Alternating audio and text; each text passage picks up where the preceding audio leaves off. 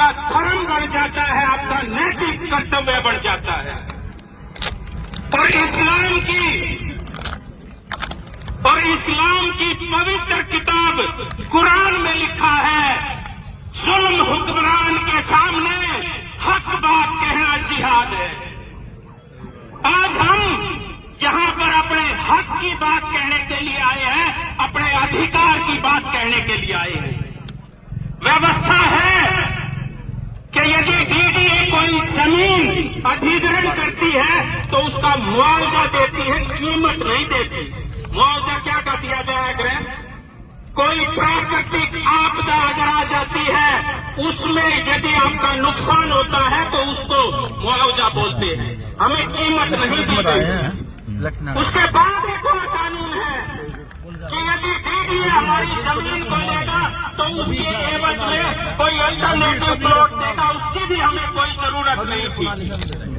लेकिन जब 20 साल लगातार सरकार के बाद सरकार बदलती गई तो इस रोड को बनना भी जरूरी था। और ये road national highway authority of India के अंतर्गत गया। हम ये भी स्वीकार करते हैं कि राष्ट्रीय राजमार्ग वाले जहां भी अपनी सड़क का निर्माण करते हैं तो वो टैक्स लगाते हैं। लेकिन मैं पूछना चाहता हूं कि विश्व के 9 सबसे बड़े राष्ट्र, भारत की राजधानी जिसका क्षेत्रफल केवल 1000 वर्ग किलोमीटर का है, उसके अंदर टोल टैक्स लगाने की जरूरत क्या थी? उसकी कोई जरूरत ही नहीं थी। और बहुत सारे लोगों ने कहा 20 किलोमीटर, किसी ने कहा उसका दायरा बढ़ाया जाए, किसी ने कहा कुछ किया जाए। लेकिन मैं अगर बिजाऊ कला में रहता हूं, मेरे मामा अगर बवाना में है, मेरी बहन अगर खेड़ा में ब्याही गई है, तो मैं उसके लिए अपने घर से सीधा कोथली अगर लेकर जाता हूं तो यहां पर मुझे सबसे पहले अपने 250 रुपए की जेब कटवानी पड़ेगी। और ये मेरी मातृशक्ति बैठी, ये सारी बात देखती होंगी कि वहां से भाई वो कोई सीधा कोथली देना होगा और वे सारी बुढ़िया ने सोचे ही हमारी मान तान करके जाएगा। 100 रुपये तो उन्हें भी चाहिए ना।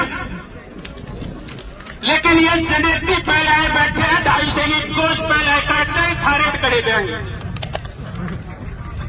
एक तरफ से थप्पड़ मारना और दूसरी तरफ से पुचकारना, ये सरकारों का काम है। एक तरफ से वो 250 रुपए प्रति यात्रा पर मेरी जेब काट रहे हैं, दूसरी बार इन 2-2000 रुपये देकर ही बुढ़िया ने बैठाए रखा, घड़ोए रखे। हम कतई स्वीकार नहीं करेंगे। और जब ईमान जागता है, या जमीन मेरी, सड़क हमारे ऊपर का बन रही और कुछ एमआरटी भी आ रहे थे पीछे से, वे बोले नीलवाल के लेकर जाओ, रण कूदने के लेकर जाओ। क्यों लेकर जाओ भाई, क्यों लेकर जाए हम? जब हमने अपनी जमीन देकर यह रोड निकलवाया है तो इस पर सबसे पहले निकलने का अधिकार हमारा है। There is standing only one man behind every revolution. प्रत्येक आंदोलन के पीछे यदि कोई एक व्यक्ति छाती अड़ाकर खड़ा होता है तो उसको आंदोलनकारी कहते हैं।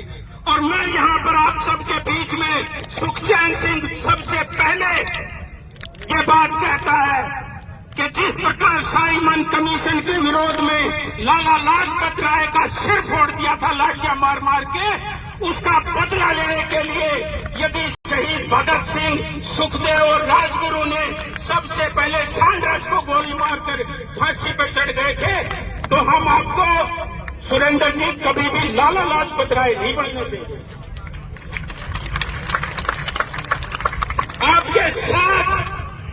आपके साथ छाती से छाती भिड़ाकर प्रत्येक इस देहात के गांव का लड़का आपके साथ खड़ा है।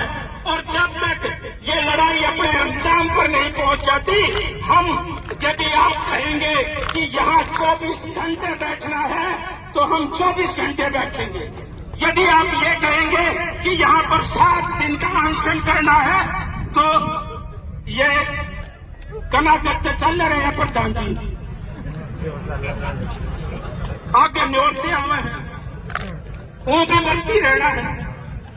तो कनाडा में भी हम शुरू कर देंगे आपके साथ। यदि आप कहें तो एक अन्न की का दाना